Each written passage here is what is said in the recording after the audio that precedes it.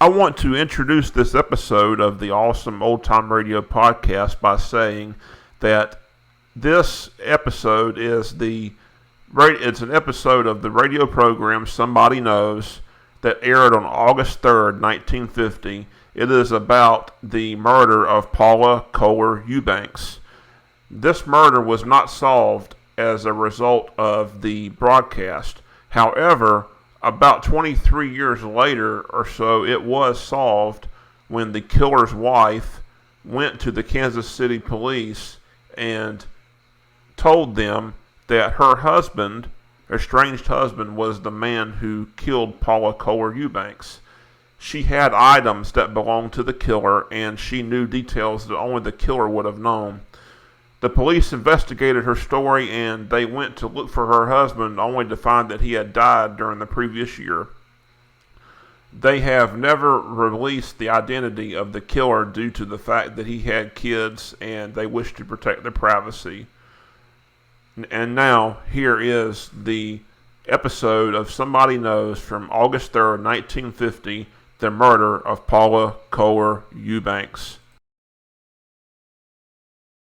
Suspense, which is heard on Thursday nights at this hour, is taking its customary summer holiday. Suspense returns to the air 4 weeks from now on Thursday, August 31st.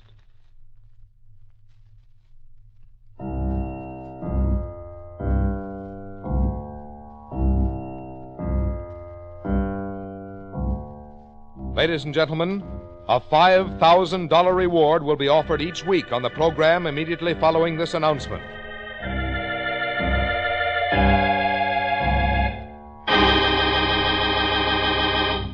You out there, you who think you've committed the perfect crime, the perfect murder, and that there are no clues, no witnesses, that your identity is unknown. Listen. Somebody knows. Yes, you, wherever you may be, no matter where you're hiding. Somewhere, sometime, someone listening to this program is going to bring you to justice. Yes? Somebody knows.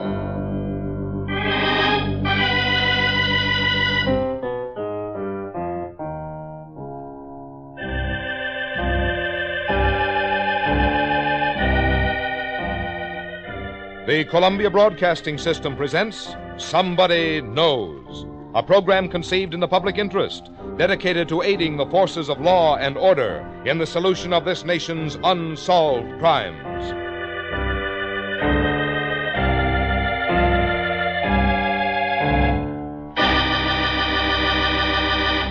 Ladies and gentlemen, we're going to recreate for you tonight all the known facts in an actual unsolved murder.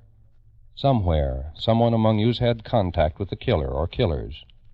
Someone whose identity need never be known has seen evidence or possesses information that can lead to the solution of this crime. In the public interest, the Columbia Broadcasting System offers $5,000 reward for evidence or information leading to the arrest and conviction of the killer in this unsolved murder. We ask you then to please listen carefully, for you may be the one to win this reward. Somebody knows. It may be you.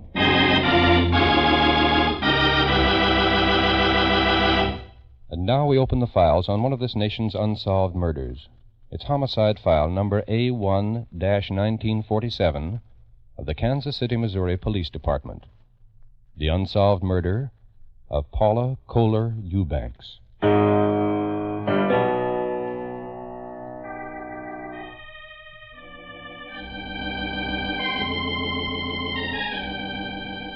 It is approximately 10:15 in the morning, Thursday, June 26, 1947. Several men are walking along a corridor in Menora Hospital in Kansas City, Missouri. At what time was he admitted to the hospital, Doctor? I would say it was at approximately 7:30, Mr. Kimbrough. He was in need of immediate medical attention, which we gave him. Then, because of the nature of his injuries, we felt the police should be notified. What about those injuries? Serious? Well, there are 2 deep lacerations on the right side of the head, and while we're not sure yet, a depressed skull fracture seems indicated. I see. Here's his room now. Just about 5 minutes, Mr. Kimbrough. His condition. I understand, Doctor.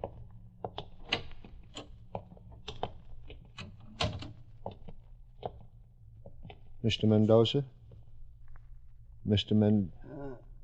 There are some men here who'd like to ask you a few questions. Men? Questions? Yes, Mr. Mendoza. I'm James Kimbrell, prosecutor of Jackson County. These men are Mr. Randall, my assistant, and Detectives Gibson and Miller. What is it you... Is it about Paula Eubanks? It is, Mr. Mendoza. Have you any statement for us? I will tell you everything I know, Mr. Kimbrell.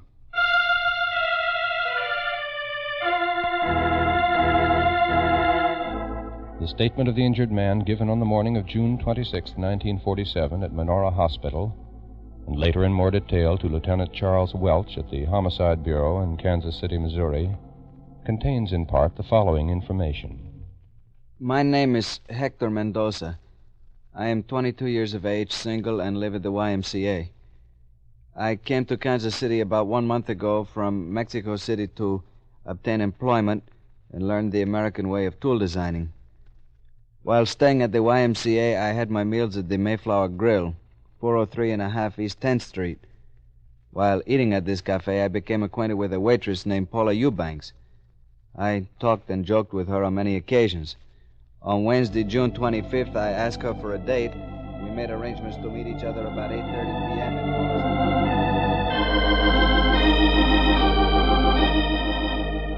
On Wednesday evening, June 25th, 1947, Hector Mendoza has his first date with Paula Eubanks. They visit several cafes and taverns, having a gay, pleasant evening, laughing, dancing, and joking. It's about 3:30 a.m. on the morning of Thursday, June 26, 1947, that they return to the Fairfield Hotel at 923 Holmes Street, where Mrs. Eubanks has her apartment. Would you like to sit out here on the porch and talk for a while, Hector? You know I would, Polly, if it is not too late for you. Oh, no. Now everything's been so nice. Here. We can sit down here. Yes, this will be very nice. Oh, it's been such a wonderful night, Hector. You're a very good dancer, you know. How could I be anything else when it was you with whom I was dancing? There you go again, saying those nice things. You know, I'm going to miss you when you go to New York. Well, you know I mean them, Paula. As Paula Eubanks and Hector Mendoza sit on the front porch of the hotel talking, a heavy-set man is walking south on Holmes Street. There's enough trouble in life. As he reaches a point opposite the hotel, he turns in, moves up the steps, and onto the porch. That is why you meant so much to me when you made me feel so much at home here in Kansas City. You're so warm and gay and laughing. All right, you two. Get up. The man is standing beside them. The blue steel automatic in his hand is plainly visible. I said get up. Better do as he says. Get up. Now, put your hands up. All right. I know you. You're new in town. Yes, I've been here about 6 months. Yeah. Look, my friend, why don't Stand still. Do as he tells you. Yeah. If you're gonna rob us, take what you want. Yeah. I know you, fella. What's your name? Hector Mendoza. Yeah. I know you, fella. What's your name? It is Hector Mendoza.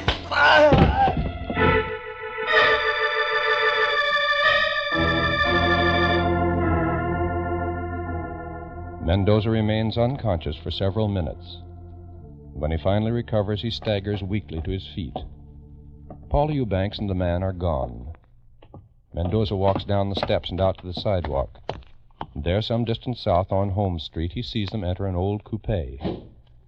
Then the car drives off.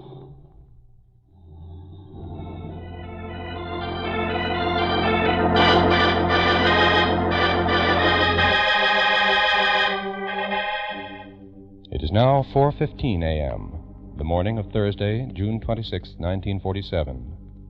An old coupe is heading east on Independence Avenue. Near the 6000 block, it approaches an old abandoned city dump. Then it slows and turns abruptly into the driveway leading into the dump.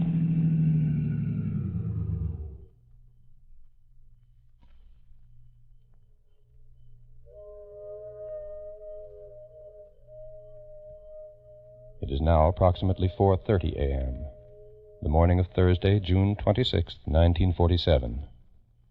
In a one-room tin shack about 10 feet square located in the city dump, Clarence Bayless, former caretaker for the city, is sleeping. Then...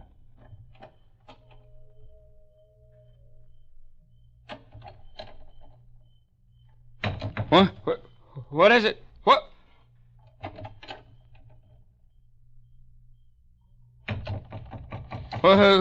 Who's there?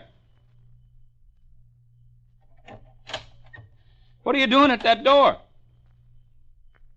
Clarence Bayless raises himself up in bed. There's one window in the tin shack. It's about 2 feet square and located in the upper half of the door. The chest and shoulders of a heavy-set man can be seen dimly against the darkness through that window. I said, what are you doing there? Keep quiet if you know what's good for you. I got a gun. Gun? You heard me, a gun. Take a look at it through the glass. So keep quiet. What are you doing with the door? I'm locking you in. Okay. Now remember what I said. Keep quiet, or I'll be back for you. Clarence Bayless remains in bed quietly, listening. Then, after a while, he hears the dim murmur of voices from somewhere outside the north side of the shack.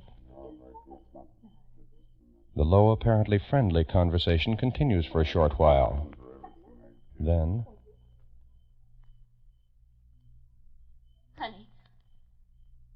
Honey, no. Honey, don't kill me. Honey, don't kill me. I'm not going to kill you. I was trying to see if you were still asleep. Clarence Bayless continues to listen from inside the tin shack. He hears a faint sound as though a scuffle is taking place somewhere. It seems to be coming from an old shed some 5 feet away from Bayless's shack. It lasts a short while, and then stops.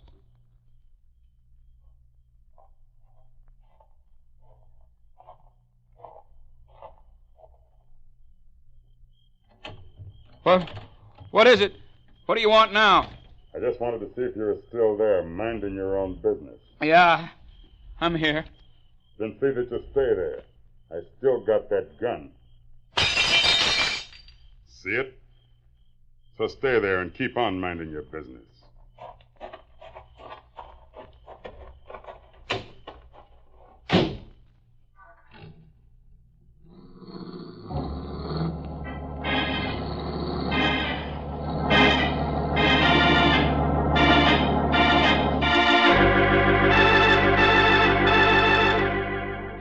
It is now 4:45 a.m., the morning of Thursday, June 26, 1947.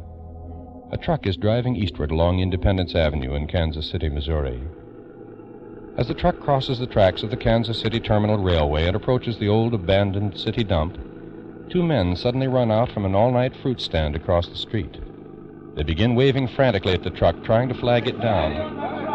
Hey, stop it! Hey, what's the big idea out there? You want to get killed or something? What's the idea of jumping... The police! Something happened! Go to the police station down the street and tell them to... Police station? What's wrong? What happened? I don't know for sure, but there was a man and a woman. He's nuts or something. He's got a gun. I seen him leave, but not her. She's disappeared. The noise they were like making... Like that, huh? Maybe... Okay. I'll get the cops for you.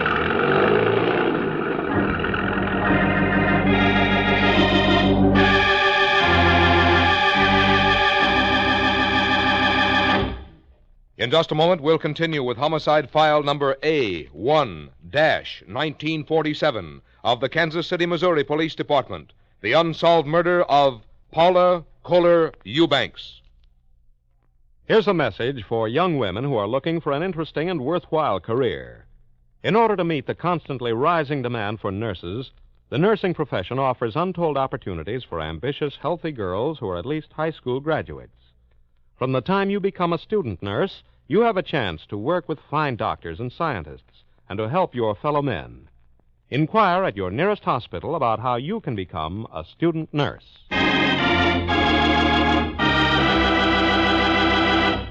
Now back to Somebody Knows and a true case history of an actual murder. Now, ladies and gentlemen, we'll continue with the rest of the factual information concerning file number A1-1947 from the records of the Kansas City, Missouri Police Department. The unsolved murder of Mrs. Paula Kohler Eubanks. Remember, $5,000 will be paid for information leading to the arrest and conviction of her killer.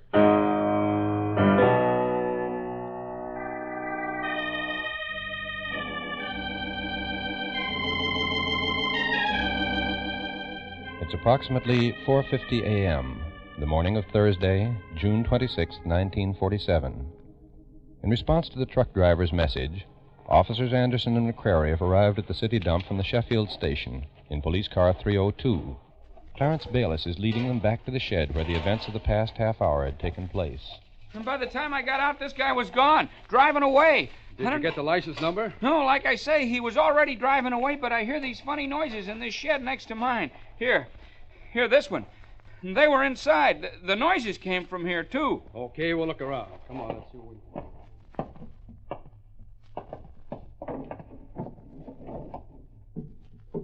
Nothing in here but a lot of junk, Bayless. You sure they were inside here? Yeah, I'm sure. That's where the noises came from. Well, there's nobody in here now. You're sure that lady didn't leave with her? Oh, I tell you, she didn't. I seen through my window. She must be around here somewhere. She must be. Okay, we'll look around. For over 10 minutes, Officers Anderson and McCrary searched that junk and debris-filled shed, their flashlights affording the only illumination. And then... Here, give me a hand with this. I think maybe... Here. Give me a hand. They start pulling apart a pile of junk at one side of the shed. They removed several tin buckets, a large sheet of plywood some 8 feet square, finally an old automobile seat cushion.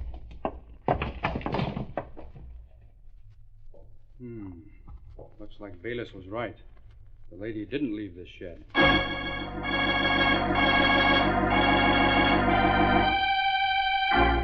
At that same moment at police headquarters, 2 detectives are working the midnight to 8 a.m. Homicide Bureau shift. They're Detectives Wayne Gibson and Isla Miller. Talk about your quiet nights. This one's really dragging by. Nothing much happening for a fact, but you never know it. KGPE, Anderson, car 302. Hello, KGPE. Car 302, KGPE. Dead woman, found a dump at Independence Avenue and White. Dead woman, what Independence were you saying Avenue about and quiet White. nights? Okay, 302. Well, a guy can't be right all the time. Let's go.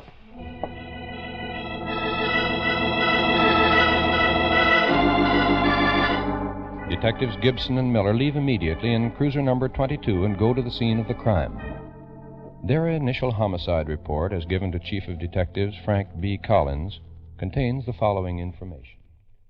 On arrival at Independence Avenue and White, Officers Anderson and McCrary, car 302, directed us to an old shed which is located on what used to be a city dump.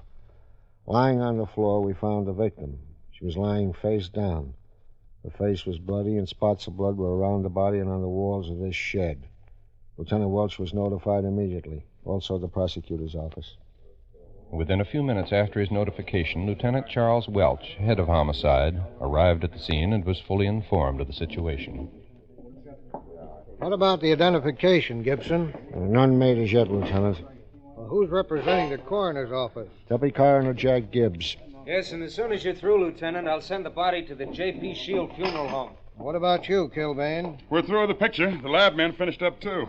All right, then. She can be removed. The dispatcher is trying to get through to you, Lieutenant. He thinks he has something for you about this. Thanks, Miller.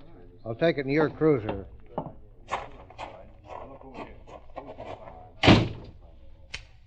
KGPE, Lieutenant Welch, KGPE. Lieutenant Welch, KGPE. We received a call from the Fairfield Hotel at 923 Holmes. The managers report some large spots of blood on the front porch. Also a woman's raincoat and black pocketbook on one of the chairs. They belong to a Mrs. Paula Eubanks, one of their tenants. They've checked and say her room's empty, hasn't been slept in. All right, dispatcher. We'll check on it.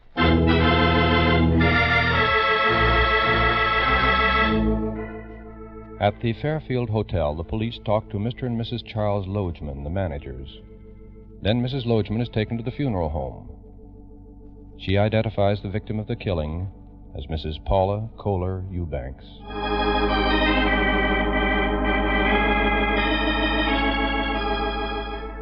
Meanwhile, Dr. James Walker, the coroner, has made a preliminary medical examination.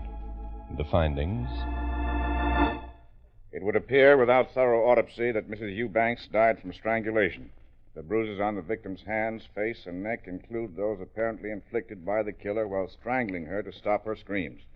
It is also apparent that she was struck a number of times by blows from some blunt instrument, probably a pistol. There is no evidence of criminal assault. In Paula Eubanks' black leather purse, left behind on the porch, is a small book. It contains a number of names and addresses. Among those names is that of Hector Mendoza. With a call from the Manora Hospital that he was admitted in an injured condition, Mendoza is questioned and his statement taken. In it, he gives the police a description of the man who struck him and walked away with Paula Eubanks. A general pickup is immediately broadcast. KGPE, all stations. Pickup for investigation of murder. One white man, age 28 to 30, height 5'10", weight 170 to 180, dirty blonde, small mustache, heavy, thick shoulders. When last seen was wearing dark double-breasted suit, dark felt hat. KGPE 1142.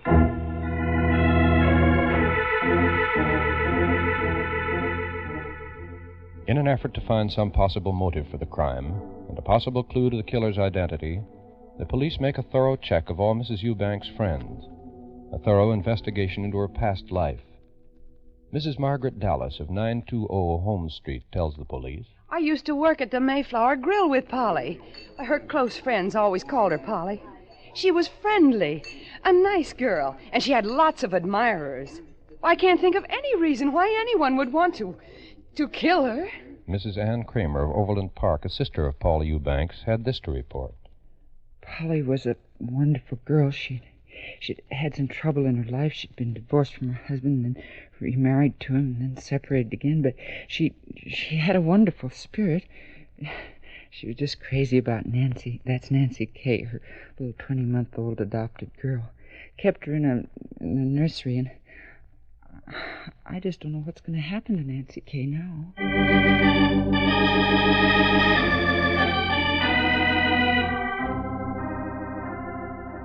Then, a strange and unusual development takes place in the case.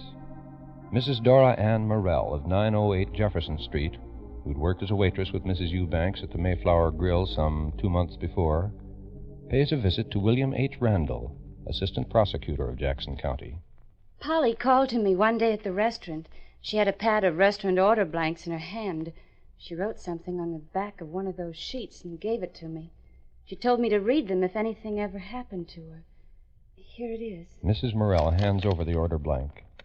On the back of it, Paula Eubanks had written a number of Bible references. The references were Proverbs 8:12, Revelations 3:12, Matthew 11:14, Matthew 17:10 through 14, and Mark 9:13.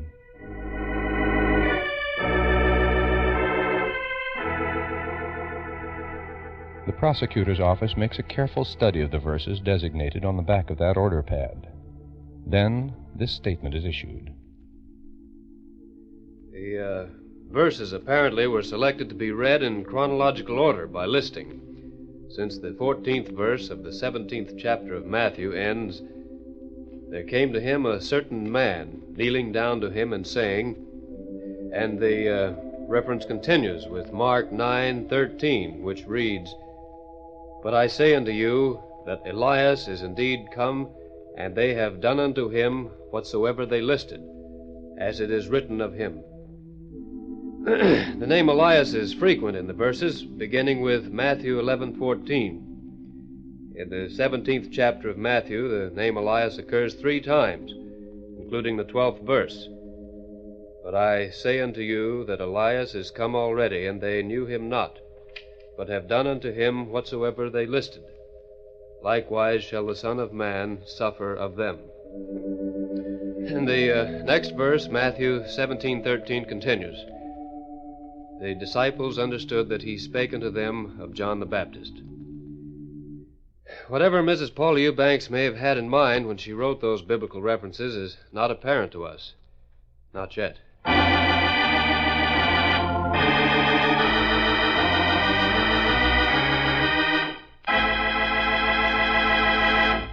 Now listen carefully, please.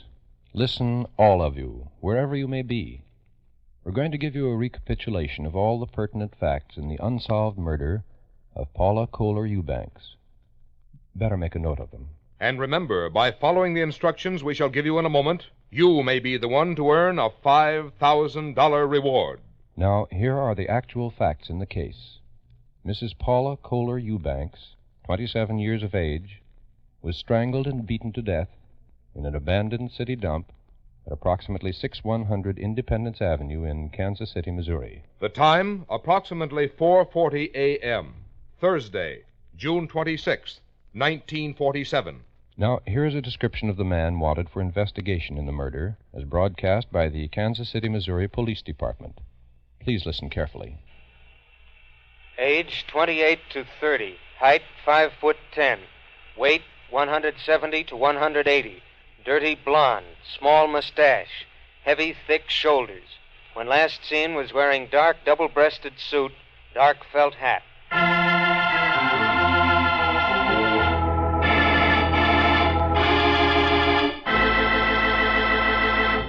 Ladies and gentlemen, if any of you possesses information that may have a bearing on the unsolved murder of Paula Kohler Eubanks, and please don't send in guesses or hunches, but only actual, authentic information, follow these instructions so that your name and identity need never be made known unless you wish. Now, please listen carefully. Write your information on a plain sheet of paper. Do not sign your name. Instead, sign it with 6 numbers, any arrangement of any 6 numbers. Then tear off a blank corner of that paper with a ragged edge. Write the same 6 numbers on that corner and keep it. Mail the rest of the paper with the information to Somebody Knows, Hollywood, California. You need tell no one what you have done. Mail your letter to Somebody Knows, Hollywood, California.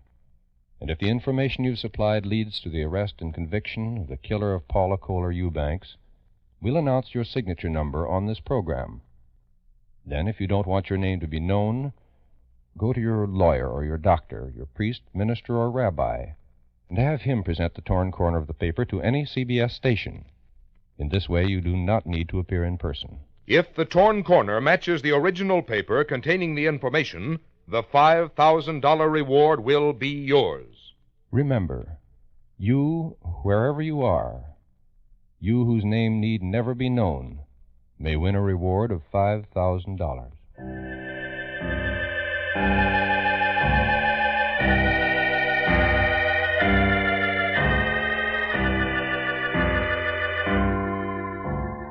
Next week, at the same time, we'll present another true case history of unsolved murder. It's homicide file number HF12342 from the records of the Boston, Massachusetts Police Department. The unsolved murder of Samuel I. Parris. You out there, you who have murdered in cold blood and think you've gotten away with it, listen. You cannot escape. There is no perfect crime. Remember, you are not unknown. Somebody knows.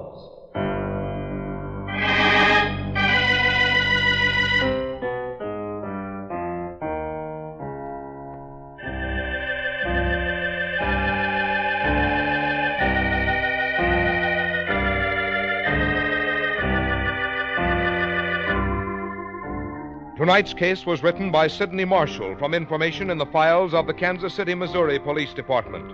Research was by Maurice Zim. Music was composed and played by Milton Charles.